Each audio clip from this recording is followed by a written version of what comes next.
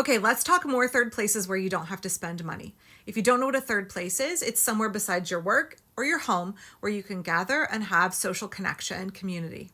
And where this comment was left, I was talking about how we lack third places in America that are divorced from capitalism, where you are not required to spend money or where someone is not selling you a product, is not advertising to you.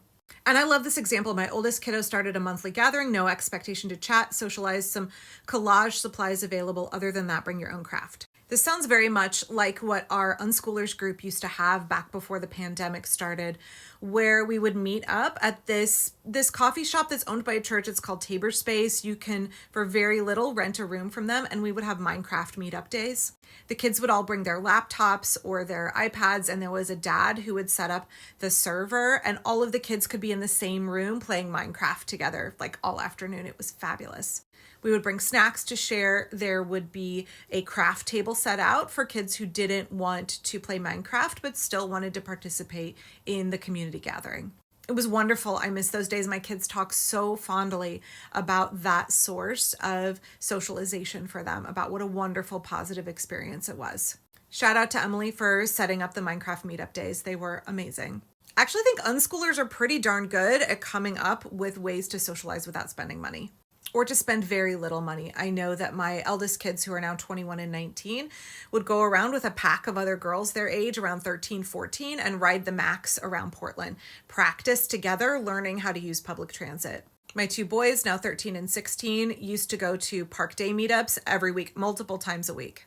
And speaking of nostalgia for third place events, I want to talk about one from when we lived in Siletz, Oregon, 18 years ago. My husband was teaching for the Siletz Confederated Tribes, and we lived across the street from the school. This was a town with one stop sign, no stoplights. And I'm not sure if it was the town or the tribe that sponsored it, but we had this event called Community Dinner, where an individual or a group of people could volunteer to cook dinner in a local cafe on, I think it was Monday nights, for anybody who wanted to come get a free meal.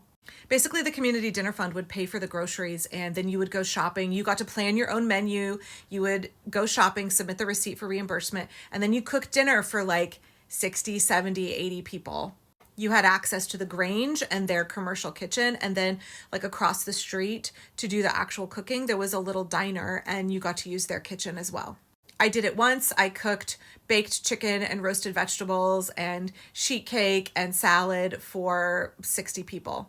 It was great. And I loved going there to do community dinner because you never knew who you were going to meet. Anybody, whether they were in desperate need of a meal or they were in need of community, could show up and be fed and chit chat with other people. I think about community dinner all the time, and I wish that we had something like it in my neighborhood. There was no shame or stigma around food insecurity. There was no shame or stigma around people being lonely. It was just a chance to eat and connect with other people for free, run by volunteer labor. And I know a lot of folks in my comments are saying like, oh, the library is a great third place. The library, absolutely. And I totally think that our tax dollars should be funding more third places.